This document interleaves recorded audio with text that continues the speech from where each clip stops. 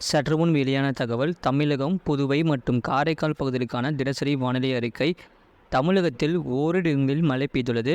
புதுவை மற்றும் காரைக்கால் பகுதிகளில் வறண்ட வானிலை நிலவியது. அடுத்த 7 தினங்களுக்கான வானிலை முன்னறிவிப்பு மற்றும் எச்சரிக்கை.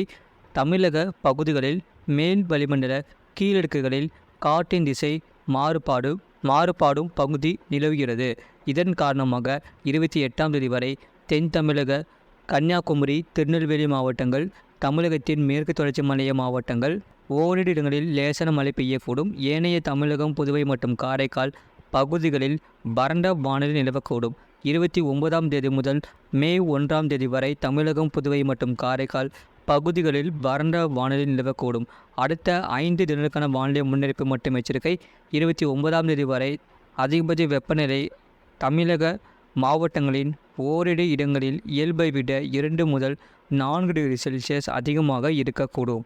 அதிகபட்ச வெப்பநிலை தமிழக உள் மாவட்டங்களில் சமவெளி பகுதிகளில் ஒரு சில இடங்களில் 38 முதல் 41 டிகிரி செல்சியஸ் பதிவாகக்கூடும்.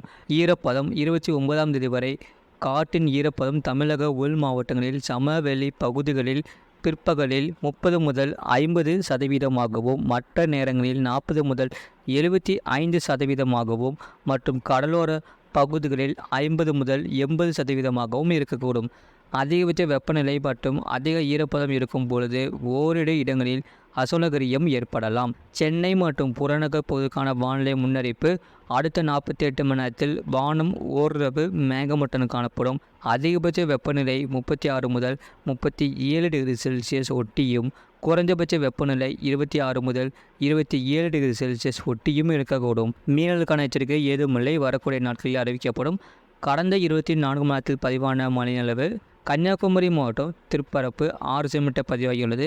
கன்னியாகுமரி மாவட்டம் பேச்சிப்பாறை 4 சென்டிமீட்டர் பதிவாகியுள்ளது.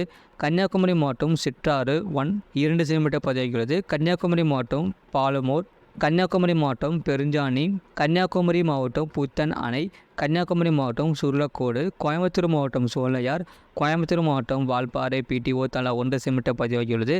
அதிகபட்ச வெப்பநிலை தமிழக உள் மாவட்டங்களில் சமவெளி பகுதிகளில் அநேக இடங்களில் பொதுவாக இயல்பை விட 2 முதல் 4 டிகிரி செல்சியஸ் அதிகமாக இருந்தது.